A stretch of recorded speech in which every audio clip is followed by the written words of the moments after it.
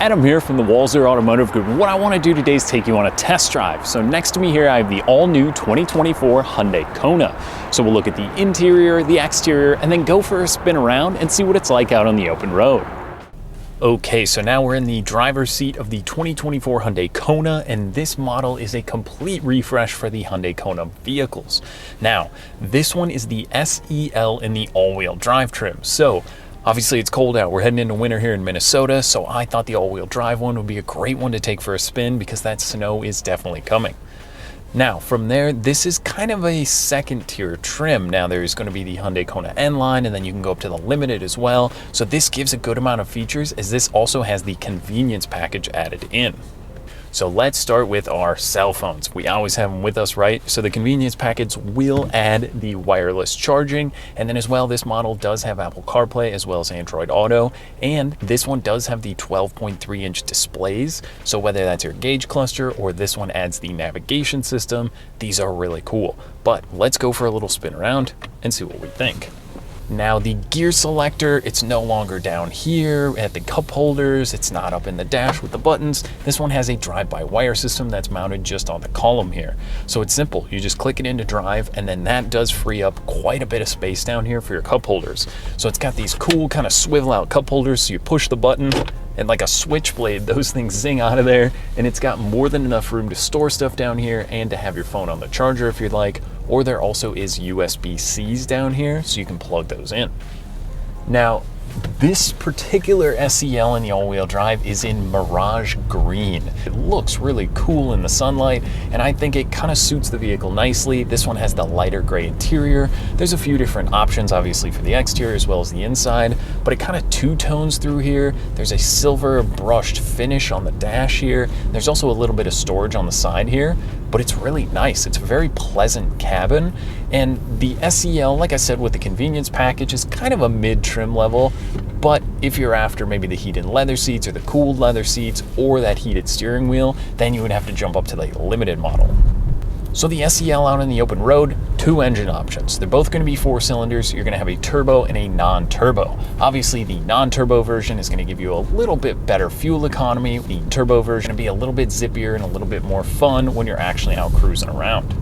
So the turbo option would be available when you get to the N line or in the Limited, which I think I might lean towards. I want a little bit more zip out of this one. The 2 liter's not bad. It's perfect for day-to-day use, but if you're feeling a little bit sportier, I think that turbo model would be a pretty cool option to have since it is offered in the Kona vehicle.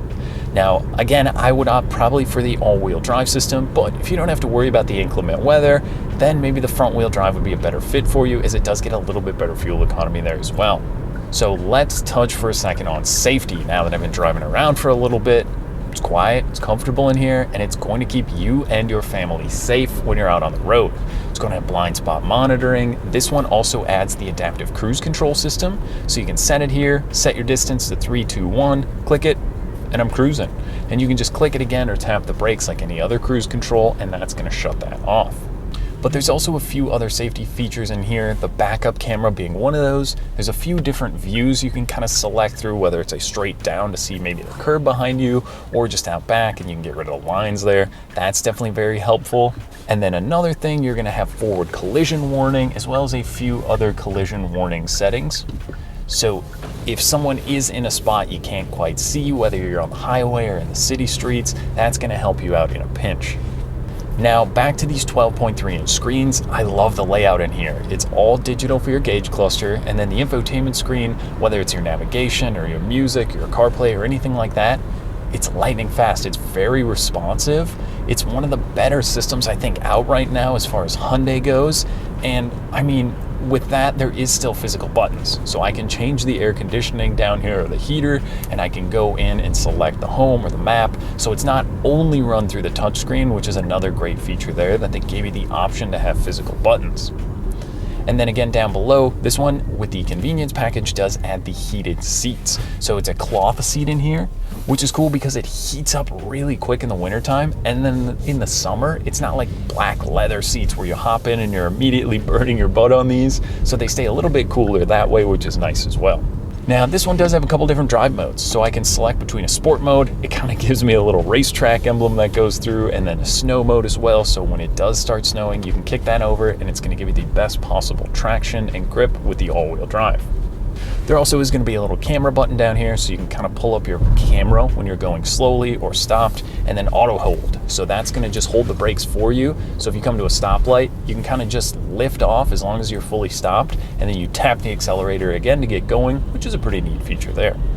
So the ride and drive is pretty sporty. It's got kind of a thicker steering wheel in here, and I mean, it's darty on the road, but there's not a ton of road noise. I mean, I think the average new car price is like high $40,000 right now, and this obviously falls in well below that. Gives you a ton of equipment, whether that's convenience equipment, safety equipment. I think the styling and the colors on the exterior are super cool with the new Kona.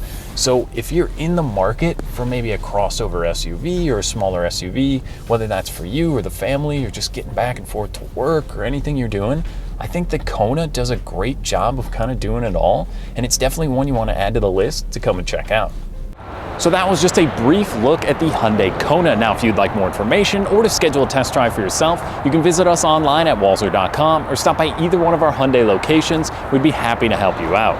Thanks for watching.